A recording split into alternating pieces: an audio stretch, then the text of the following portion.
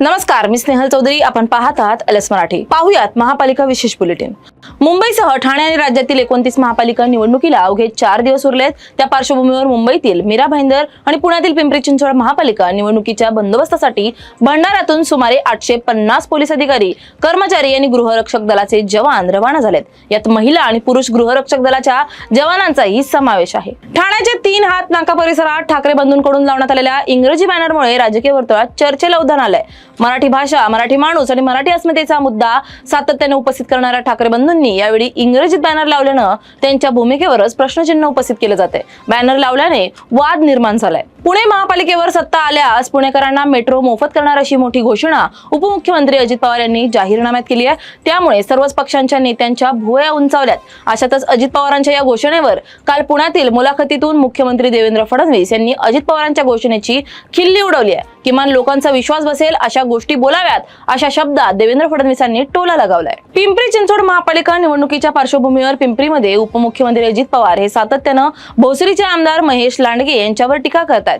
हाच धागा पकडून मुख्यमंत्री देवेंद्र फडणवीस यांनी पिंपरी चिंचवडच्या जाहीर सभेत निवडणुका आल्या की अनेकांना कंठ फुटतो असं म्हणत शेरोशायरीतून अजित पवार यांच्यावर टीका केली आहे. मुख्यमंत्री देवेंद्र फडणवीसांच्या नेतृत्वाखाली मुंबई, नवी मुंबई, ठाणे, पिंपरी चिंचवड, नागपूर, पुणे यांच्यासारखी मेट्रो शहरं बदलली आहेत असं वक्तव्य भाजपाचे आमदार गोपीचंद पडळकर यांनी पुण्यात केलंय. तसेच येत्या निवडणुकीत पिंपरी चिंचवडमध्ये भाजपचे सर्वाधिक उमेदवार निवडून येतील आणि एक हाती भाजपची सत्ता येणार असा विश्वासही त्यांनी व्यक्त केलाय. भावनिक बोलून आणि विकासाचा अजेंडा बाजूला सारून ठाकरे बंधू लोकांच्या मनात गोंधळ निर्माण करतात अशी टीका महसूल मंत्री चंद्रशेखर बावनकुळे यांनी केली आहे.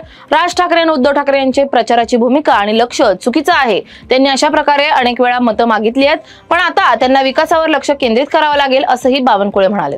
नांदेड प्रभाग क्रमांक 1 मध्ये मंत्री उदय सामंत यांची जाहीर सभा आयोजित करण्यात आली होती. यावेळी शिवसेने नेते आणि आमदार हेमंत पाटील, आनंद बोडारकर आणि बाबूराव कोहळीकर यांनी अनुपस्थिती दर्शवली आहे. त्यामुळे आमदार बालाजी कल्याणकर आणि आमदार हेमंत पाटील यांच्यातला वाद पुन्हा समोर आलाय. युवा स्वाभिमानाने 9 ऐवजी 27 जागांची मागणी केल्यानं युती तोडावी लागली असा आरोप आमदार प्रवीण पाटील यांनी केलाय.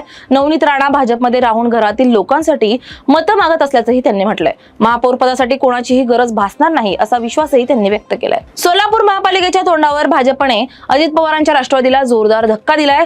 राष्ट्रवादीचे उमेदवार तुषार जक्का यांनी पालकमंत्री जयकुमार गोरे आणि आमदार देवेंद्र कोठे यांच्या उपस्थितीत भाजपमध्ये प्रवेश केलाय. प्रभाग 9D मध्ये भाजपचे उमेदवार मेघनाथ येमूल, तुषार जक्का आणि ठाकरेंचे उमेदवार सुरेश गायकवाड यांच्यात लढत होती. नवी मुंबईतील प्रभाग क्रमांक 11 मध्ये भाजप कार्यकर्त्यांची शिंदेच्या शिवसेनेच्या कार्यकर्त्यांना पैसे वाटल्याच्या आरोपावरून मारहाण करण्यात आली आहे. शिंदेच्या शिवसेनेचे शिमराम पाटील यांच्या पत्नी उमेदवार असून त्यांच्या नातेवाईकांकडून पैसे वाटप केले जात असल्याचा आरोप भाजप कार्यकर्ते किशोर पाटील यांनी भारती म्हात्रे यांना केलाय. याबाबत जाब विचारण्यासाठी गेल्या असता दोन्ही गटांमध्ये जोरदार राडा झालाय. सांगलीच्या मिरजमध्ये पैसे वाटपाच्या आरोपावरून अजित पवारांच्या राष्ट्रवादीचे आमदार इद्रिस नायकवडीचे आणि शरद पवारांच्या राष्ट्रवादीच्या उमेदवारांचे कार्यकर्त्यांमध्ये वाद झालाय. त्यामुळे तणावाचं वातावरण निर्माण झालं होतं. या घटनेनंतर पोलिसांकडून जमावाला पांगवण्यात आलंय. जालना महापालिकेत प्रभाग क्रमांक 4 मध्ये भाजप उमेदवार तुषार जिल्हेवार आणि त्यांचे सहकाऱ्यांनी प्रचार केलाय. या प्रचारादरम्यान नागरिकांनी प्रत्येक मतदारासाठी 5000 रुपये मागितलेत. उमेदवारांनी ती मागणी पूर्ण करत भाजपाला मतदान करण्याचं आवाहन केलंय. या प्रकरणाचा व्हिडिओ सोशल मीडियावर प्रचंड प्रमाणात व्हायरल होतोय. या होत्या काही महापालिका विशेष बातम्या. पाहत रहा एलएस मराठी.